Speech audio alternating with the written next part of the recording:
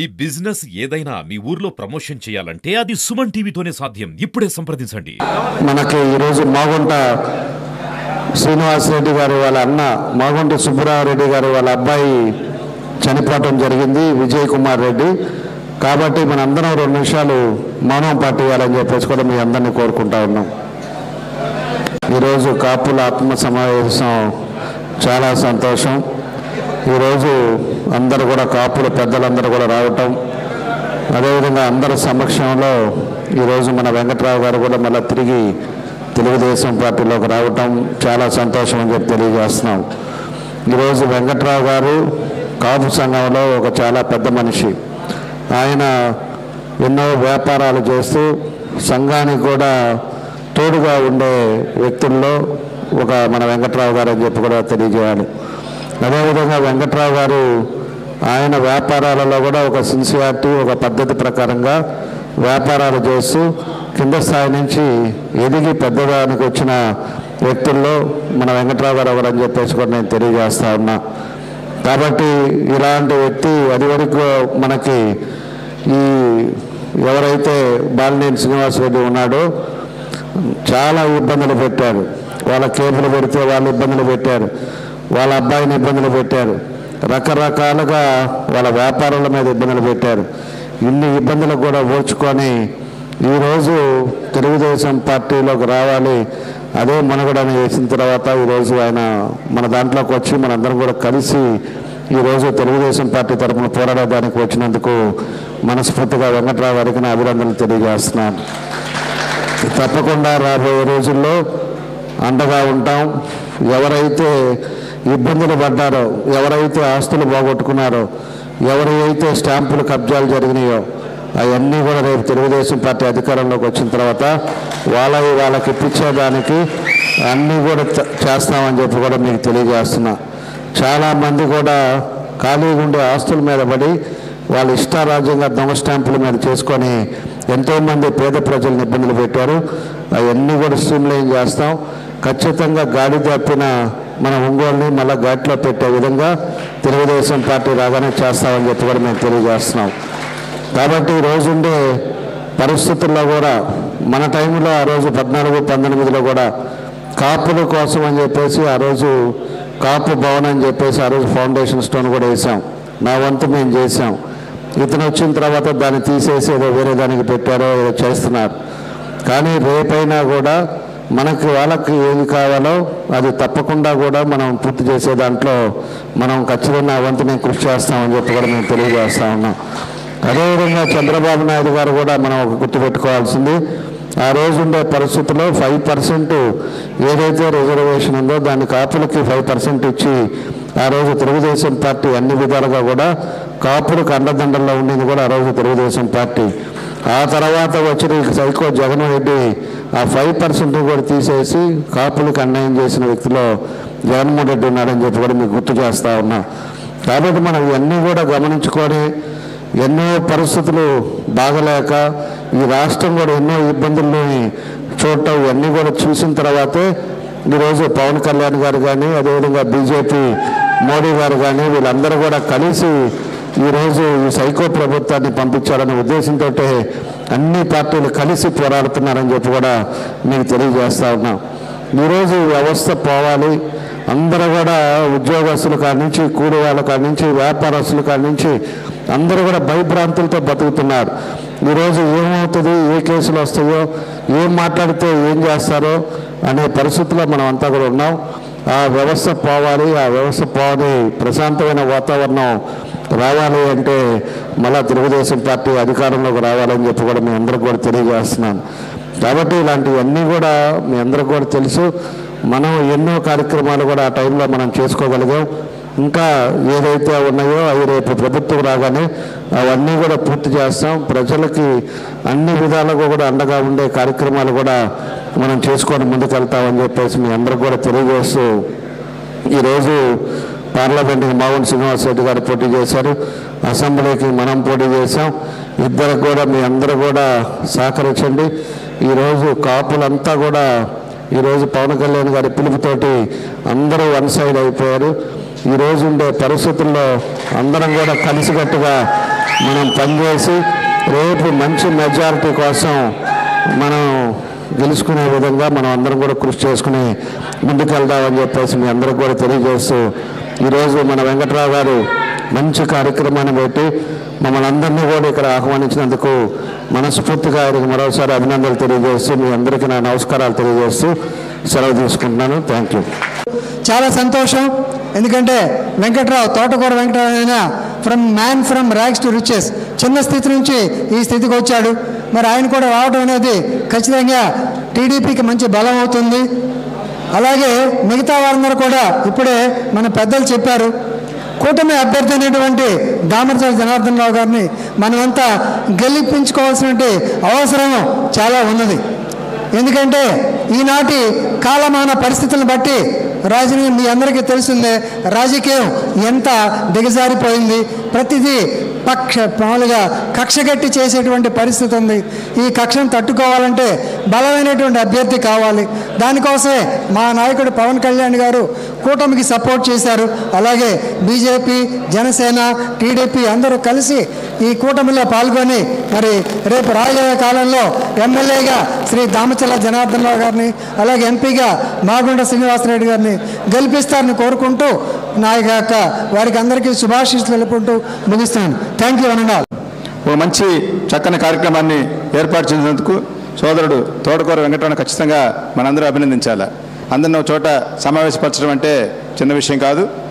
అటువంటి కార్యక్రమాన్ని తీసుకొని ముందుకు నడిపిస్తున్నందుకు వెంకటరావు గారికి ధన్యవాదాలు తెలియజేస్తా ఉన్నా. ఈ రోజున రాష్ట్రంలో ఉన్న పరిస్థితులు కనుక మనం గమనించినట్లయితే జగన్మోహన్ రెడ్డి అధికారంలోకి వచ్చిన తర్వాత దౌర్జన్యం, దుర్మార్గం, దోపిడీ ఈ 3 అంశాలు తప్పితే ఇంకా ఏమీ కనిపించే అవకాశం లేదు. రాష్ట్రంలో కూలగొట్టడం, దోచుకోవటం, దాచుకోవటం ఇటువంటి దుర్మార్గమైనటువంటి కల్చర్ని ప్రారంభించాడు. దురదృష్టవశాత్తు మంచితనం వల్లనే ముసుగేసుకుని ఉన్నటువంటి బాలినేని శ్రీనివాసరెడ్డి గారు 2019 నుంచి తన ముసుగును కొద్దిగా తొలగించి తన నిజ రూపాన్ని జనానికి చూపించడం మొదలుపెట్టాడు. ఈ ఒంగోలులో ఎన్నడూ లేని విధంగా భూ కబ్జాలు, దౌర్జన్యాలు, దుర్మార్గాలకి శ్రీకారం చుట్టేటువంటి పరిస్థితులు తీసుకొని రావటం జరిగింది.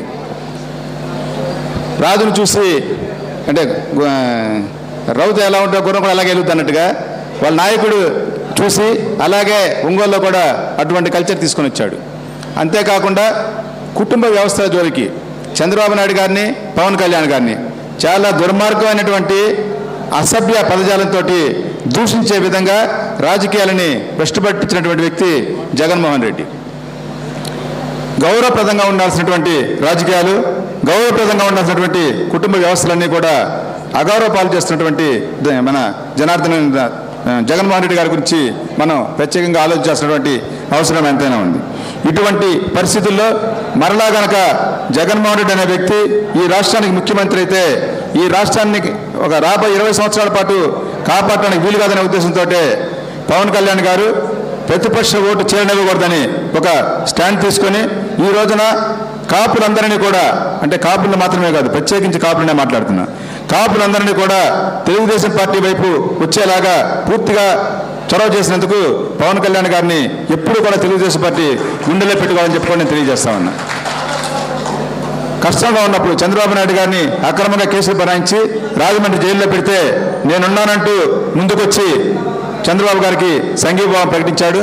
అలాగే తాను సీట్లు తగ్గించుకొని కూడా మనందరం బాధపడాలని తెలుసు. ఎవరైతే పవన్ కళ్యాణ్ గారిని అభిమానిస్తూ ఉంటారో వాళ్ళందరికీ కోరుకుంటుంది పవన్ కళ్యాణ్ గారు ముఖ్యమంత్రి అయితే ఈ రాష్ట్రంలో చూడాలనేటువంటి కోరుకుంటుంది.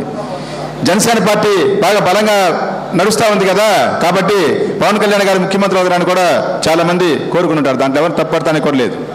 అయినప్పటికీ కూడా తన పరిస్థితి ఏందో తను తెలుసుకొని తను తగ్గి 21 సీట్లకే పరిమితం అయిపోయి కూడా ఈ రాష్ట్రాన్ని కాపాడేటువంటి బాధ్యత తన భుజస్కంధాల మీద పవన్ కళ్యాణ్ గారు తీసుకున్నారని చెప్పి తెలియజేస్తా ఉన్నా. ఈ రోజున ఎక్కడెక్కడైతే కాపు సామాజిక వర్గమో బలహీన వర్గాలు ఉన్నారో వాళ్ళందరూ కూడా తెలుగుదేశం పార్టీతో కలిసి ప్రయాణించడానికి ముందుకొచ్చారనే విషయం కూడా తెలియజేస్తా ఉన్నా. అగ్రవర్ణాల్లో జగన్మోహన్ రెడ్డికి, వైఎస్ఆర్ పార్టీకి ఓటు లేదు. బీసీల్లో కూడా మెజారిటీ ఓట్లు తెలుగుదేశం పార్టీగా ఉంటాయి. ఇక ఉన్న ఓట్ బ్యాంక్ అలా వాళ్ళకు ఉన్నది ఎస్సీలు, ఎస్టీలు, మైనారిటీల్లో వాళ్ళ ఓట్ బ్యాంక్ ఎక్కువగా ఉంది. కాబట్టి మనందరం కూడా మనకున్నటువంటి స్నేహాలని, సంబంధాలని విస్తృతపరచుకొని వాళ్ళందరినీ కూడా వాళ్ళలో కూడా జరుగుతున్నటువంటి రాష్ట్రంలో జరుగుతున్నటువంటి నష్టాన్ని తెలియజెప్పి తెలుగుదేశం పార్టీ వైపు వచ్చేలాగా, కూటమి వైపు వచ్చేలాగా చూడాల్సినటువంటి బాధ్యత మనందరి మీద కూడా ఉందని కూడా తెలియజేస్తామన్నా. ఎందుకంటే ఈ రాష్ట్రంలో కనుక మరలా జగన్మోహన్ రెడ్డి అధికారంలో వస్తే ఇవాళ మన పిల్లలందరూ కూడా ఇళ్లలో ఉన్నారు. వాళ్ళు చదువుకొని మంచి ఉద్యోగాలకి విదేశాలకు వెళ్ళేటువంటి పరిస్థితులు ఉన్నటువంటి పరిస్థితులు చంద్రబాబు నాయుడు గారు ఉన్నప్పుడు ఈ రోజున చదువుకోవడానికి అవకాశాలు లేవు. అంతేకాకుండా గంజాయి, మద్యం ఈ రెండు అలవాటు చేసి బలంగా ఉండాల్సినటువంటి నూతనమైనటువంటి వ్యవస్థని బలహీనపరుస్తున్నాడు. దీనివల్ల రాష్ట్రానికే కాదు దేశానికి కూడా ప్రమాదం అనే విషయాన్ని మనం అందరికీ తెలియజెప్పి ఎట్టి పరిస్థితుల్లో కూడా రేపు ఎన్నికలలో ఒంగోలు పార్లమెంటుకు పోటీ చేసినటువంటి మాగుంట శ్రీనివాసరెడ్డి గారిని, సోదరుడు అసెంబ్లీకి పోటీ చేసినటువంటి దామచర్ల జనార్దన్ గారిని మంచి మెజార్టీతో గెలిపించాలా. దామచర్ల జనార్దన్ గారు అంటేనే డెవలప్మెంట్. మీ అందరికీ తెలుసు 2014 నుంచి 2019 దాకా జరిగిన అభివృద్ధి మన కళ్ళ ముందు కనిపిస్తూ ఉంటుంది. 5 సార్లు గెలిచాడు, 2 సార్లు మంత్రి అయ్యాడు. ఆయన ఏం చేశాడో మనందరికీ తెలుసు. కాబట్టి ఈ రెండింటిని బేరీజ్ చేసుకొని ఎవరు బెటర్గా ఉంటారని మనం భావిస్తే ఓటేమని చెప్పేటువంటి ధైర్యం మనకి ఉందని చెప్పేసి కూడా తెలియజేస్తూ మంచి మెజార్టీతో రేపు తెలుగుదేశం పార్టీ అభ్యర్థులైనటువంటి మాగుంట శ్రీనివాసరెడ్డి గారిని, జనార్దన్ గారిని గెలిపించాల్సింది కోరుకుంటూ ఈ చక్కని కార్యక్రమాన్ని ఏర్పాటు చేసినందుకు వెంకట్రావు గారికి కూడా అభినందనలు తెలియజేస్తూ సెలవు తీసుకున్నాను. Thank you. సోదరులారు, మీకు అందరూ తెలిసిన విషయమే, దాదాపు దేశవ్యాప్తంగా అన్ని సర్వేలు చెబుతున్నాయి. కేంద్రంలో మన ప్రియతమ ప్రధానమంత్రి నరేంద్ర మోడీ గారి నాయకత్వంలో 400 పైన సీట్లు వస్తాయని, అదేవిధంగా ఈ రాష్ట్రంలో తెలుగుదేశం పార్టీ ఆధ్వర్యంలో మరి 150 కాడ నుంచి 160 సీట్లు వస్తాయని చెప్పి అన్ని సర్వేలు చెబుతున్నాయి. ఇది తథ్యం. ఖచ్చితంగా రాబోయేది ఎన్డీఏ కూటమి అని చెప్పి ఈ సందర్భంగా మీకు అందరూ తెలియజేస్తున్నాం. ప్రధానంగా ఈరోజు మీరు చూసుకోండి, ఈ ఒంగోలు పార్లమెంటుకు కానీ ఈ ఒంగోలు అసెంబ్లీకి కానీ పోటీ చేసేటువంటి వ్యక్తులు అవతల పార్టీ వ్యక్తులకి, మన కూటమి తరపున పోటీ చేసేటువంటి వ్యక్తులకి నక్కకి నాగలోకానికి ఉన్నంత తేడా ఉంది. కారణం ఏంటంటే ఈ రోజున ఈ ఒంగోలు పార్లమెంట్ చేసినటువంటి వ్యక్తి ఎర్రచందనాన్ని దొంగతనం చేయడానికి శేషాచలం అడవుల్లోకి వెళ్ళి అది తెలుసుకున్నటువంటి పోలీసులు కూలీలు చేస్తుంటే వారం రోజులు చెట్టు కొమ్మల మధ్య దాక్కున్నటువంటి ఎర్రచందనం దొంగ ఈ రోజు ఇక్కడ పోటీ చేస్తున్నాడు. దానికి వ్యతిరేకంగా మరి ఈ యొక్క ఒంగోలు ప్రజలకి, ఒంగోలు నగరానికి ఎన్నో విధాలుగా సహాయ సహకారం అందించినటువంటి మాగంట కుటుంబం ఒక సైడ్ పోటీ చేస్తుందంటే ప్రజలు ఆలోచించవలసిన విషయం ఉంది. అదేవిధంగా దామచర్ల జనార్దన్ గారు 5 సంవత్సరాల్లో ఏ విధంగా ఈ ఒంగోలు నియోజకవర్గంలో అభివృద్ధి చేశారో ప్రతి ఒక్కరిని ఈ ఒంగోలులో పిల్లవాడిని అడిగినా కానీ చెప్పే పరిస్థితి ఉంది. అదేవిధంగా ఈ 20 సంవత్సరాలు ఎమ్మెల్యేగా ఉండి 5 సార్లు ఎమ్మెల్యేగా గెలిచినటువంటి వ్యక్తి ఈ ఒంగోలు కానీ ఈ యొక్క ప్రకాశం జిల్లాకు కానీ ఏం చేశాడో ఒకసారి ఆయనే తన ఆత్మ పరిశీలన చేసుకోవాలని చెప్పి సందర్భంగా చేస్తున్నా. ఎందుకంటే ప్రజలు అన్ని గమనిస్తున్నారు. ఓటు అనేటువంటి ఆయుధంతో ఇలాంటి వ్యక్తుల్ని తిప్పికొట్టడానికి ప్రజలందరూ సిద్ధంగా ఉండాలని చెప్పి సందర్భంగా తెలియజేస్తున్నా. సోయనతో మాట్లాడేది ఒక ఎమ్మెల్యేగా ఉండి 2 సార్లు మంత్రిగా ఉన్నటువంటి వ్యక్తి ఏం మాట్లాడుతున్నాడు అనేది కూడా సోయ లేకుండా మాట్లాడు. ఆయన ఒకసారి అంటాడు, నేను మంత్రిగా ఉన్నప్పుడు ఒక మంత్రిగా ఉండి నేను అవినీతికి పాల్పడ్డాను, నేను తీసుకున్నాను అంటే ఒక మంత్రి పదవి అనేది ఒక పద్ధతి, ఒక రాజ్యాంగబద్ధమైనటువంటి పదవి అనే సంగతి సోయగోడు లేకుండా నువ్వు అవినీతి పాల్పడ్డాను మాట్లాడుంటే నీవు అవినీతి పడు అవునా కాదని చెప్పి ఈరోజు నీతి మాటలు చెప్తుంటే ప్రజలు నమ్మేటువంటి పరిస్థితి లేదు. నువ్వు ఎంత అవినీతి డబ్బు తెచ్చి ఈరోజు విచ్చలవిడిగా ఖర్చు చేసినా కానీ చివరకు ఈ ఒంగోలు నియోజకవర్గంలో ఇంటికి ఒక బంగారు బిస్కెట్ ఇచ్చినా కానీ నువ్వు గెలిచే పరిస్థితి లేదని చెప్పి ఈ సందర్భంగా ఒక్కసారి తెలియజేస్తున్నాను సోదరులారా. ఈ రోజున ఒంగోలు అసెంబ్లీని అభివృద్ధి పదంలో 14-19లో ముందుకు నడిపించినటువంటి దామచర్ల జనార్దన్ గారిని మనం గెలిపించుకోవాల్సిన అవసరం ఎంతైనా ఉంది. 1999 నుంచి బాలినేని వాసు పోటీ చేస్తూనే ఉన్నాడు. నిన్న నామినేషన్ మళ్ళీ 24లో పడేసి ప్రతిరోజు ఇంటింటికి నీళ్ళు ఇస్తానని చెప్పాడు. ఇన్ని సంవత్సరాలు ఇన్నిసార్లు గెలిచావు, ఇంటింటికి నీళ్ళు ఇప్పిలేకపోయావు, మళ్ళీ పోటీ చేస్తాను, ఒక్కసారి నీళ్ళు ఇప్పిస్తాను, ప్రతిరోజు నేను ఇచ్చే బాధ్యత నాది, నా కోరిక అంటాడు. ఇన్ని సంవత్సరాల నుంచి ఎక్కడ పోయాడో కానీ తెలియదు. కానీ ఒంగోలులో భూ కబ్జాలు చేయటానికి, అరాచకాలు చేయటానికి, దౌర్జన్యాలు చేయటానికి అయితే ఆలోచన ముందుంది. కానీ ఒంగోలు ప్రజల అభివృద్ధి మీద, ప్రజల ఆకాంక్ష మీద ఏ రోజు కూడా తెలియని వ్యక్తి బాలినేని శ్రీనివాసరెడ్డి గారు. అటువంటి వ్యక్తిని మనం గెలిపించుకోవాలా లేదా మనం అందరం కూడా ఆత్మ పరిశీలన చేసుకోవాల్సిన అవసరం ఎంతైనా ఉంది. ఈ రోజున ఎన్డీఏ కూటమి ఈ ఆంధ్ర రాష్ట్రంలో బలపడిందంటే కేవలం మా జనసేన నాయకుడు పవన్ కళ్యాణ్ గారు తెలుగుదేశం బీజేపీకి మధ్యలో గ్యాప్ ఉన్నా కూడా వాళ్ళిద్దరిని సమన్వయపరిచి ఈ రాష్ట్రంలో ప్రభుత్వ వ్యతిరేక ఓటు చేయకూడదు, ఈ రావణాసుడిని, ఈ అవినీతి పరుని ఇంటికి పంపించాలి, జైలుకి పంపించాలి ఉద్దేశంతో పవన్ కళ్యాణ్ గారు కంకణం కట్టుకొని సీట్లు ఎన్నైనా కాదు, ముందు జగన్మోహన్ రెడ్డి అనే అవినీతి పరుని ఇంటికి పంపించాలనే ఉద్దేశంతో ఎన్డీఏ కూటమిని ఆంధ్ర రాష్ట్రంలో చేయించడానికి కీలకంగా ప్రవర్తించారు. అందుకని పవన్ కళ్యాణ్ గారిని మనందరం కూడా ఎంతో అభినందించాల్సిన అవసరం ఎంతైనా ఉంది. ఈ ఒంగోలులో బాలినేని శ్రీనివాసరెడ్డి గారిని బాయ్ బాలినేని అని చెప్పి ఓటు రూపంలో దామచర్ల జనార్దన్ గారిని, అలాగే ప్రకాశం జిల్లా పార్లమెంట్ అంటే మాగుంట శ్రీనివాసరెడ్డి గారు తెలుగుదేశంలోకి వచ్చి ఈ రోజున పార్లమెంట్ అభ్యర్థిగా పోటీ చేస్తున్నారు. దామచర్ల జనార్దన్ గారిని, మాగుంట శ్రీనివాసరెడ్డి గారిని అత్యధిక మెజార్టీతో గెలిపించి ఈ రాష్ట్రంలోనే ఒంగోలు అసెంబ్లీని, పార్లమెంటుని అత్యధిక మెజార్టీతో గెలిపించి మనం ఈ ఎన్డీఏ కూటమికి గిఫ్ట్గా ఇవ్వాల్సిన అవసరం ఎంతైనా ఉంది. నాకు ఈ అవకాశం ఇచ్చినటువంటి పెద్దలకి నమస్కారాలు. ఒక్కటి మాత్రం నిజం, ఏ తెలుగు జాతి ఆత్మగౌరవాన్ని అయితే ఎన్టీఆర్ నిలబెట్టాడో ఆ తెలుగు జాతి ఆత్మ గౌరవం ఈరోజు నేలపాలైంది.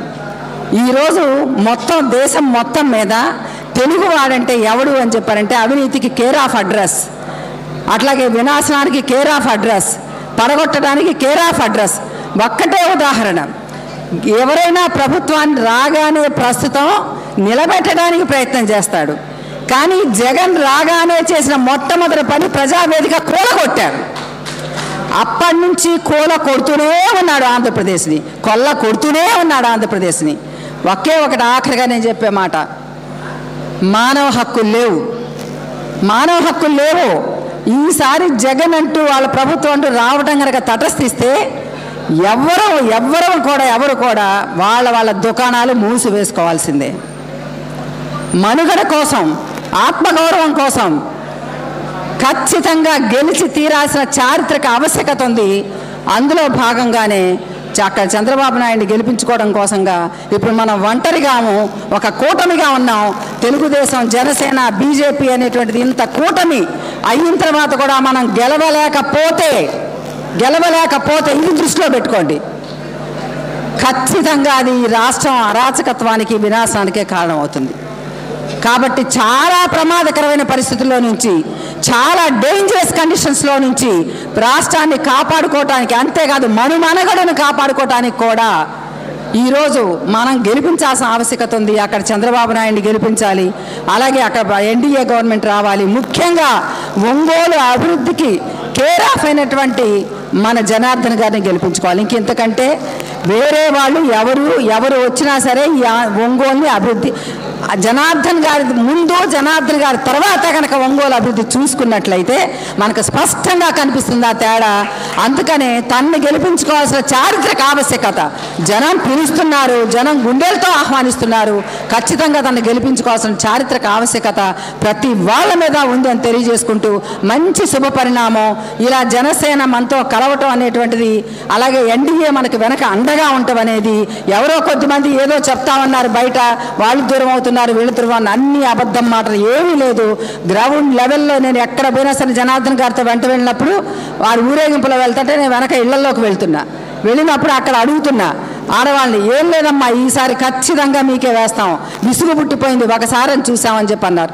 కనుక ఇవన్నీ దృష్టిలో పెట్టుకొని డెఫినెట్గా మన విజయాన్ని ఆపడం అనేటువంటిది ఎవరి వల్ల కాదు, మనకు మనమే ఓడించుకుంటే తప్పితే జనం మాత్రం మనల్ని గెలిపించడానికి సిద్ధంగా ఉన్నారు. దానికి ఈరోజు ఇది మంచి శుభపరిణామం చేస్తూ ముఖ్యంగా తోటకూర వెంకటరామన్ గురించి ఒక్క మాట. తను గనక ఏదైనా అనుకున్నాడు అంటే చివరి వరకు సాధించే వరకు తొందరగా రాడు, వచ్చాడు అంటే పట్టాడు అంటే చివరి వరకు సాధించాల్సిందే. తను ఒకప్పుడు కార్పొరేటర్గా ఉన్నప్పుడు కూడా బ్రహ్మాండంగా దీన్ని ఆ ప్రాంతాన్ని కూడా ఎంతో అభివృద్ధి చేశాడు. ఎంతోమందికి తన చేతులతోటి డబ్బులు ఇచ్చారు, అది ఎంతోమందిని ఆదుకున్నాడు. కాబట్టి అట్లాంటి వ్యక్తి ఈరోజు ఇక్కడ పార్టీలోకి రావడం అనేటువంటిది ఆహ్వానించక పరిణామం. అందరికీ పేరున మరొక్కసారి అన్నతో పాటు ఇచ్చేసినటువంటి అందరికీ కూడా హృదయపూర్వక ఆహ్వానాన్ని తెలియజేస్తూ మనస్ఫూర్తిగా మీ అందరి దగ్గర సెలవు తీసుకున్నాను. జై తెలుగుదేశం, జై జనసేన, జై బీజేపీ.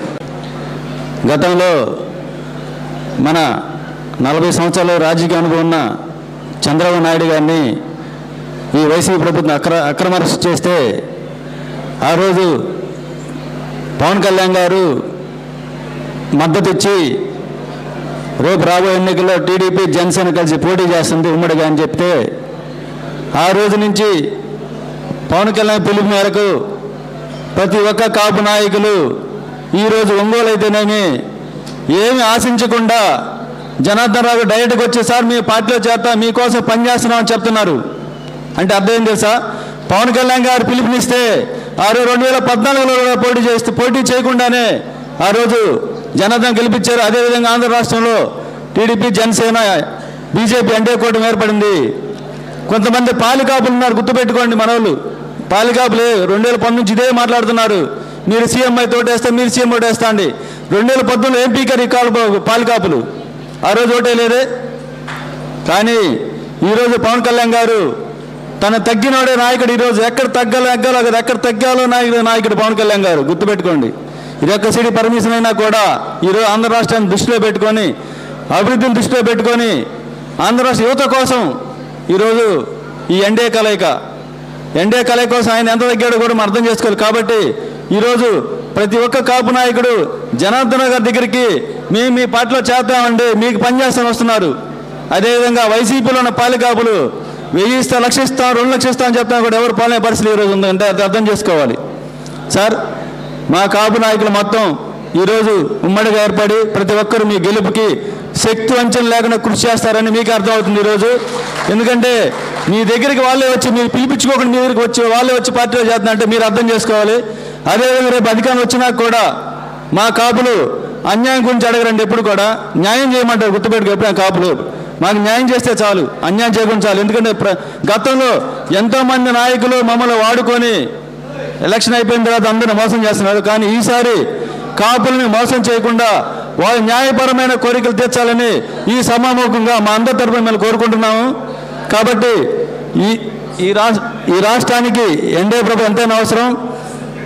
ఒంగోలులో మన దామచర్ల జనార్దన్ గారిని ఎమ్మెల్యేగా, ఎంపీగా మావిడి శ్రీనివాసరెడ్డిని అఖండ మెజార్టీతో గెలిపించాలని కోరుకుంటూ నాకు అవకాశం ఇచ్చిన అందరికీ శుభాకాంక్షలు తెలుపుకుంటూ ధన్యవాదాలు తెలుపుకుంటూ సెలవు తీసుకున్నాను. జై జనసేన, జై టీడీపీ, జై బీజేపీ. యుద్ధం శరణం గచ్చామి అనే స్థాయికి తీసుకెళ్లాడు ఒక దుర్మార్గకరమైన ఒంగోలు నాయకుడు. ఆ దుర్మార్గకరమైన నాయకుడిని తయారు చేసింది కూడా ఇక్కడే కొన్ని నాయకులు ఉన్నారు. వాళ్ళు ఈరోజు అభినందించుకోవాలి. ఎందుకంటే అప్పట్లో మంచోళ్ళు ఇంకొని చేశారు. వాళ్ళలో ప్రథముడు ఐఎస్ఎల్ పార్టీ వ్యవస్థాపకులు ఎవరైనటువంటి ఆరి చలమయ్య గారు, ఆరి శ్రీనివాస చలమయ్య గారు అట్లానే ఐఎస్ఎల్లో ఉన్నటువంటి చెంగల్శెట్టి అశోక్, అట్లానే మన కాపు సామాజిక దమ్మున్న నాయకులు దమ్మాలపాటి రమేష్, అట్లానే ఎస్సీ నాయకుల్లో మన శశికాంత్ భూషణ్. మేము వాళ్ళతో పాటు వెనక తిరిగాము, నాశనం అయిపోయాము. చాలా అన్యాయం చేశాడు. నిన్ను ఎక్కడో క్లబ్లో కూర్చొని గడ్డం పెంచుకొని ఇట్లాంటి రంగు బట్టలు వేసుకొని తిరిగే వాళ్ళని ఒక మంచి ఇంత గట్టి పోటీలో ఉన్న టైంలో కూడా కులం కూడా కాదనుకొని చలమయ్య భుజ స్కందాలు వీళ్ళందరి సహాయంతో నడిపించి నాయకుడిని చేస్తే ఏం చేశావు నువ్వు? ఆ చలమయ్యకి వాళ్ళ స్థలం కబ్జా చేశావు.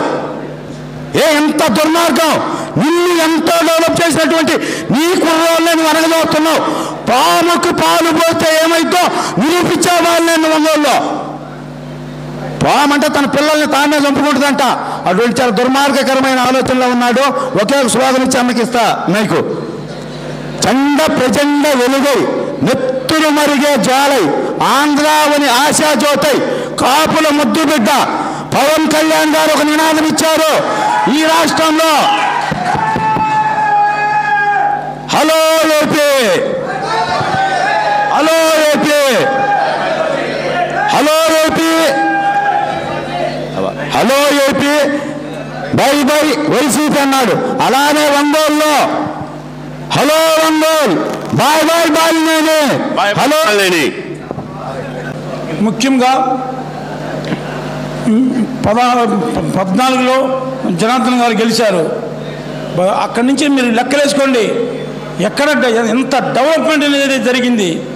19 వచ్చింది, ఏముందండి, ఎక్కడుందండి, ఏం డెవలప్మెంట్ ఉందండి, ఏముందండి.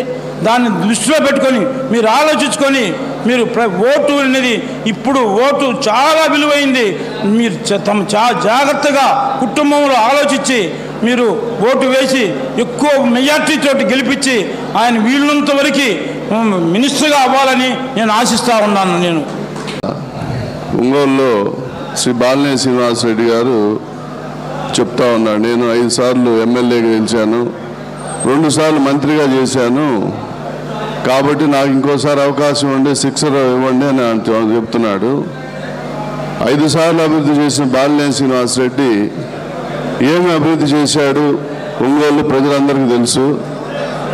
ఆ రోజున 94-95లో కాపులు బాలినేని శ్రీనివాసరెడ్డికి చాలా అండదండగా ఉండి అతని ఎదుగుదలలో ఎంతో కృషి చేశారు. దానిలో నేను కూడా ఉన్నాను. కానీ ఆ రోజు అతనికి ఎదుగుదలకి ఎంతో కృషి చేసినటువంటి అందరినీ నాశనం చేసి ఆ రోజు అతనికి కనీసం తిరగడానికి బండి కూడా లేని పరిస్థితుల్లో మా సోదరులు మంత్రి శ్రీనివాసరావు గారు చెప్పారు ఇందాక, ప్రతి ఫైనాన్స్లో 5,000 10,000 తెచ్చుకొని పేకాట ఆడుకునేవాడు ఆయన పరిస్థితి అది.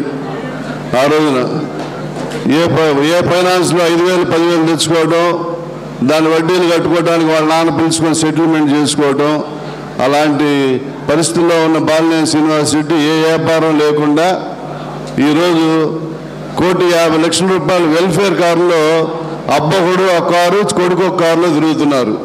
మరి ప్రజలందరూ మీరు గమనించండి, ఎక్కడి నుంచి వచ్చిన ఈ డబ్బులు, ఎక్కడి నుంచి తీసుకొచ్చాడు, ఆయన ఏ వ్యాపారం చేశాడు, ఎక్కడి నుంచి తీసుకొచ్చాడు. కాబట్టి ప్రజలందరూ గమనించి శ్రీ దామచర్ల జనార్దన్ గారు 2014 నుంచి 2019 వరకు 2,500 కోట్లతో ఒంగోలు పట్టణాన్ని అభివృద్ధి చేశాడు. అది ప్రజలందరికీ తెలుసు. అదే బాలినేని శ్రీనివాసరెడ్డి ఆ 2,500 కోట్లు కనుక అభివృద్ధి చేస్తుంటే అందులో 2,300 కోట్లు అతను జేబులోకి వెళ్ళిపోయి ఉండేవి. కానీ దామచర్ల జనార్దన్ గారు ₹1 కూడా ఆశించకుండా ఒంగోలు పట్టణాన్ని చాలా అభివృద్ధి చేశారు.